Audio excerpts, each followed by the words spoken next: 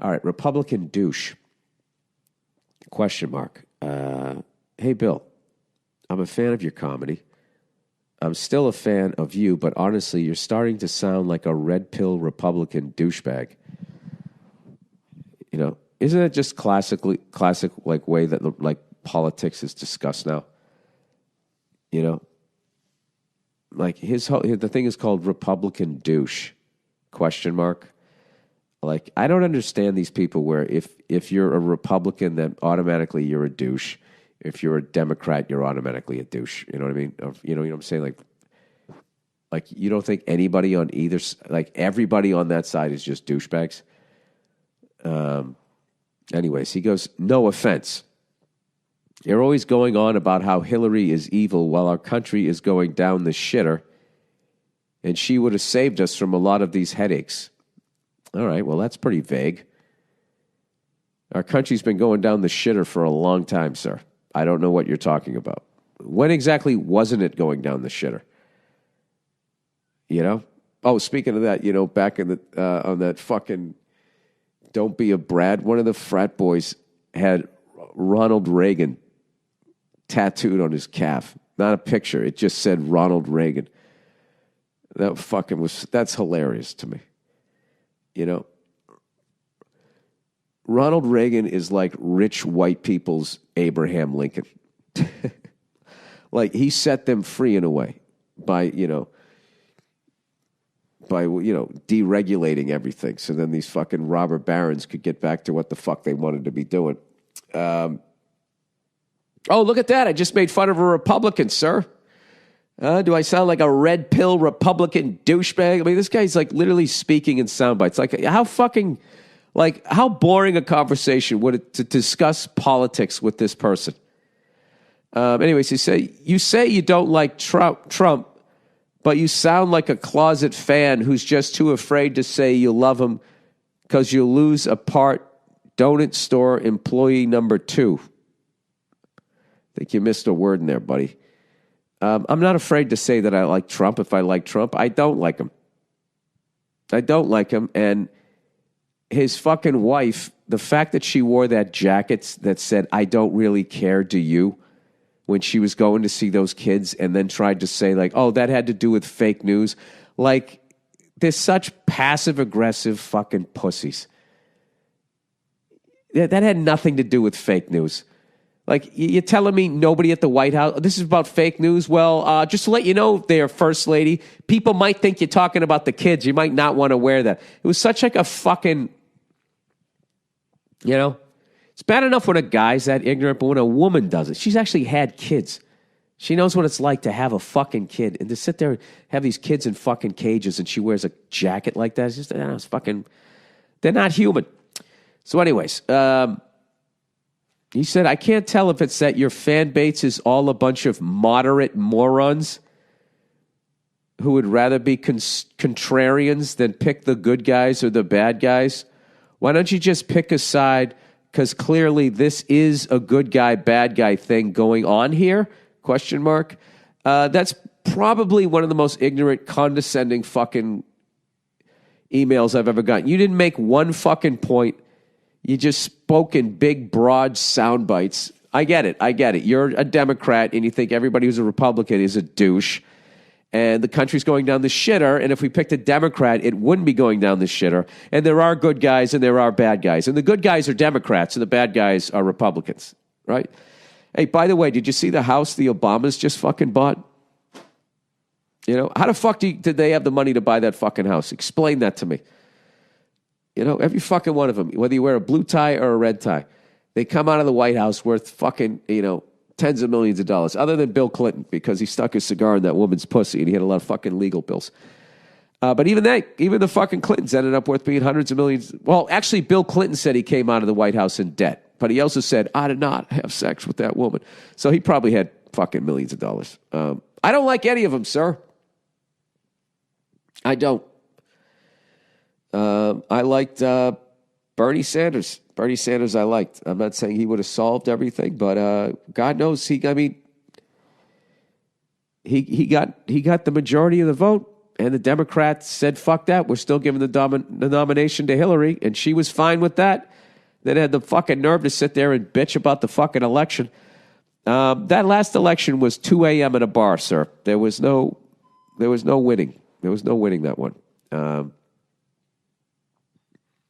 mean, Hillary literally said in 2008 to the bankers, don't worry, I got you guys. Like, I'll basically cover for you guys. I mean, you should be tried for fucking treason when you do shit like that.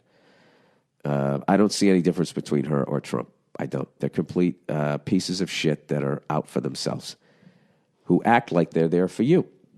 And it's weird. If they wear a certain colored fucking shirt, half the country believes it. All right. By the way, on Instagram, I found this account that I've been following called Don't Be a Brad. And it's basically trashing, like, essentially meathead white guy frat boys. You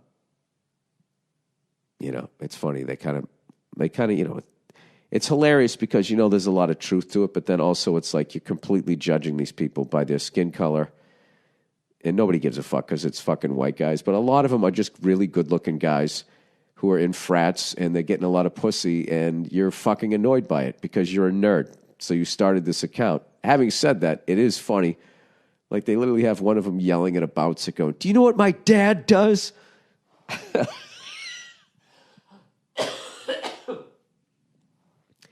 You know, and everybody makes fun of these frat kids. It's not their fucking fault. It's their parents.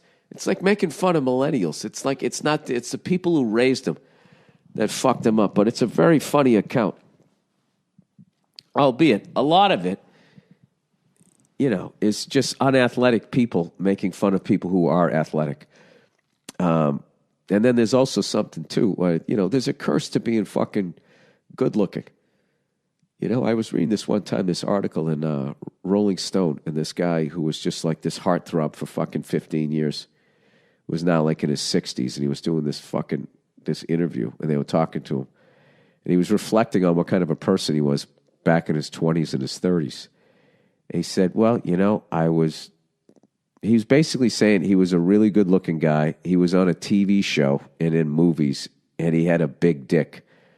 So he only had to develop so much as a human being. It was really fascinating. So then when he got old, and he wasn't as good-looking, and he was creepy to younger women and shit, he actually had to finish developing all the development as a human that he never had to do before, because all he did was just show up, and all the women fainted. Then he pulled out his giant dick, you know, and he fucking went to town.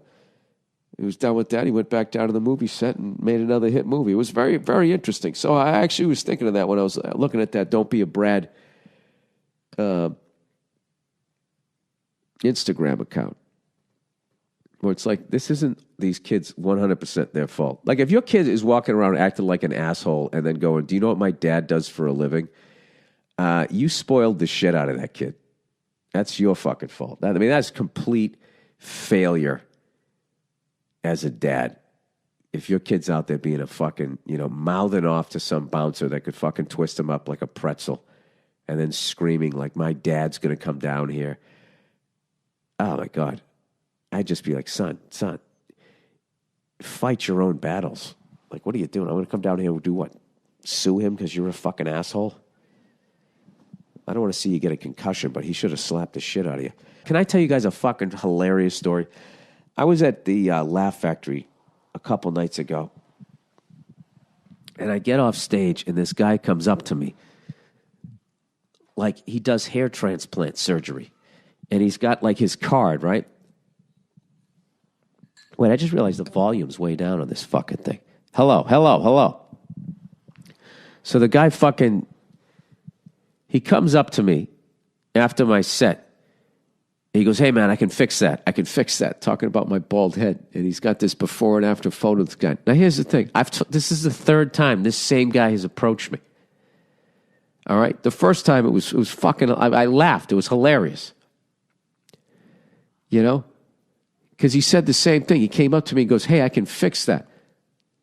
I didn't go to his place and say, hey, man, I don't like the way I look. You know? He just walked up to me and was so convinced that I thought I looked as awful as he evidently thought I looked, that he thought it was totally fine to come up to me and just say, hey, I can fix that, you know.